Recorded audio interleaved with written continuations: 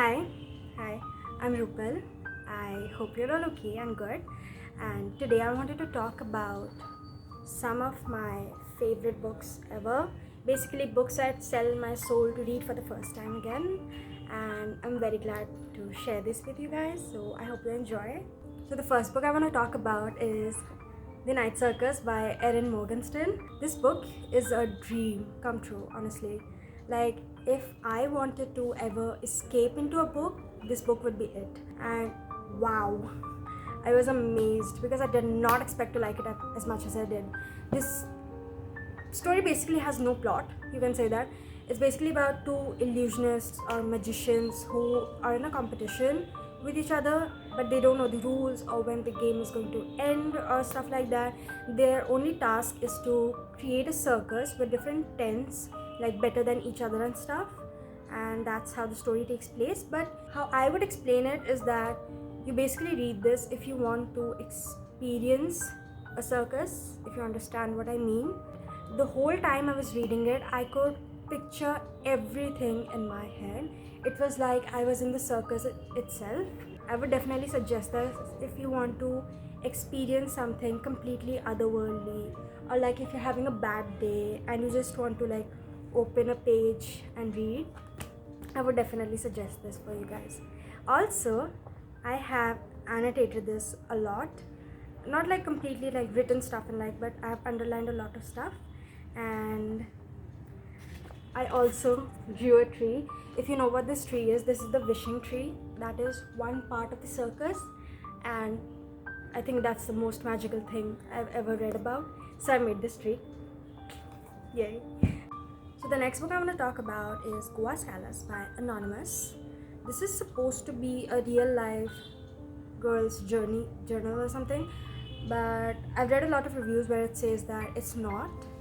It's completely fictional, but whatsoever, you have to read this book. This book is like a girl's drug addiction journey. She explains it thoroughly and explicitly, and you have to read this because this book like scares you off a lot. It gives that sort of vibe, which scares you. And there's an eye on this picture. It feels like the movie the movie. What was that movie? I forgot the movie. That eye thing. I believe it. So yeah, you should read. This is like a must read for every teenager who are even thinking about taking drugs or something, because this will scare you off. Like, this will make you swear that you'll never do drugs ever. So yeah, you should read this book. The next book I'm gonna talk about is one of my favorite reads ever. It's also like one sort of my comfort movie, and that is The Perks of Being a Wallflower. This is a story of Charlie, and he explains his life through high school and stuff and friends, where he has gone through a traumatic situation and now he has no friends, no one to talk to or anything. But then he finds some friends and he explains his life, and you'll fall in love with him. Honestly, I have fallen in love with him. He's basically this really sweet friend who cares about his friends a lot.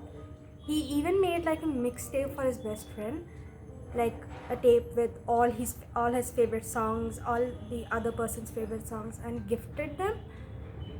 No one has ever done that to me. I want a Charlie in my life. I really want a Charlie in my life.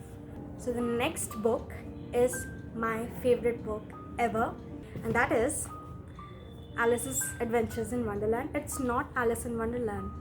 I did not realize that. It's Alice's Adventures in Wonderland. And again, this book is magical.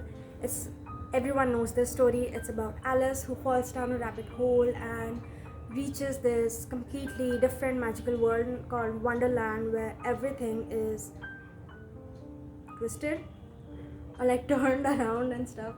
I can't remember the word exactly. I never expected to like this. It's not as directed towards children as you may think. It has a lot of stuff which is, very relatable for teenagers or for adults in their real life, and very wise. I think this is a book that everyone should read at least once in their life, because you learn a lot of things from it. and obviously the magical things that happen in this book. It's all too surreal. And this is a book which, you know, if you're having a bad day or anything, you can just open up any page and read that part, and you will be very happy, very, very, very happy. So yeah, read this, please. Also, I have this really beautiful cover. I specifically bought this because of the cover. So the next book is sort of like a predecessor to Alice in Wonderland, Alice's Adventures in Wonderland, not Alice in Wonderland. And that book is Heartless by Marissa Meyer. Yeah, this is basically the Queen of Hearts story, and it takes you through the journey of how she fell in love, how she has this love for baking, how she wants to be an independent girl in a time where independent girls were not appreciated enough and not supported enough, but she still wanted to make her living of her own, on her own, sorry. Yeah, how she became the Queen of Hearts. This is not a happy story, this is a sad story, tragic story, but amazing book. So if you like Alice's Adventures in Wonderland and want to know how the Queen of Hearts became the Queen of Hearts, you should definitely read Heartless. Again, otherworldly experience. The last book I'll talk about is the book which completely surprised me, because I had started reading this book on my Kindle but wasn't really feeling it, but then I got the paperback and I still was skeptical to read it, but then I joined a book club and that was the month's book pick, and that book is The Picture of Dorian Gray. This book genuinely surprised me because I did not expect to like this at all. Like, I was like, it would be good, okay, it would like be, but it completely surprised me. There is Basil Halloward, Dorian Gray, obviously, and Lord Henry. I hate Lord Henry. Everyone has a love-hate relationship with Lord Henry, I feel like. It felt as for me, this book was like, Dorian Gray is a child. I have written it here. I'll show you. Here, I've written this everything.